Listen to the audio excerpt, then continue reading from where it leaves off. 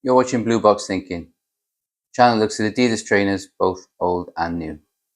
Today we're looking at a trainer or more of a shoe, that you could wear in the autumn and winter months. It's getting a bit colder and wetter now, certainly where I am in Wales. So here we're going to look at today the Adidas Inverness SPZL.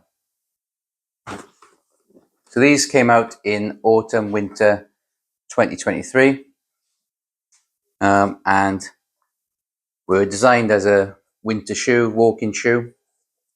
They don't have a previous model to base themselves on, except for the sole unit, which is from the Calm Forth, which I think was 2021. So if you have a look at this, this is a brown leather walking shoe. It's got the same tooling as the Calm Forth on the sole. These have been worn, as you can see, and have been worn in the mud. So these are a really good quality leather shoe. They've got really thick leather, so tumbled leather, with really thick lining inside as well. So they're a leather upper. They've got a sort of canvasy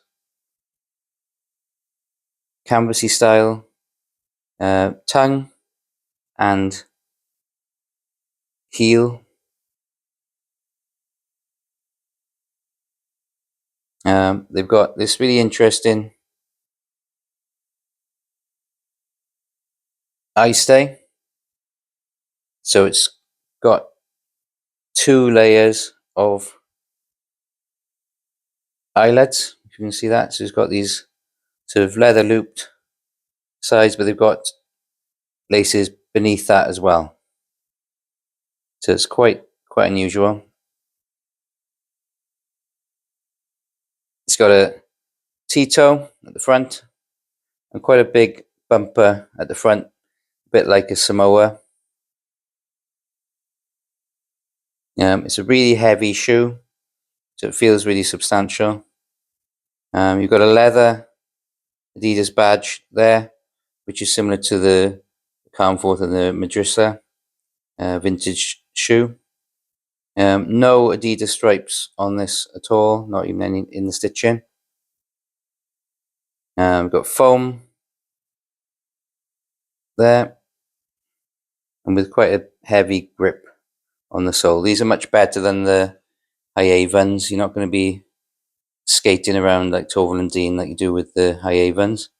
So these are a really nice shoe. You can use these for purpose, not just for fashion.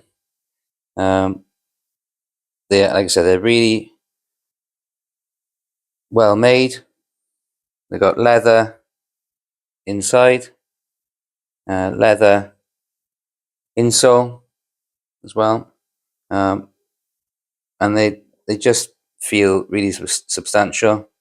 There's no Spezial on the shoe at all, except for the insole. Now, a lot of people ask, which are the best shoes, the Calm Forths or the Inverness.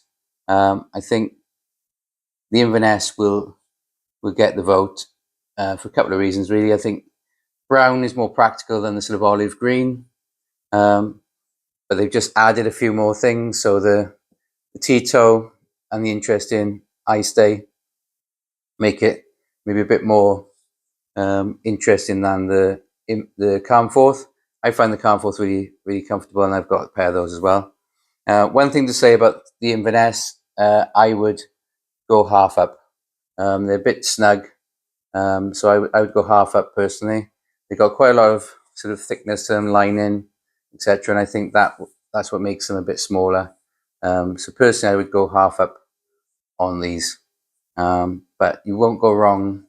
We're getting a pair of these for the winter. You can wear them in the wind, the rain, the mud, and you don't go flying around. They've got decent grip on them.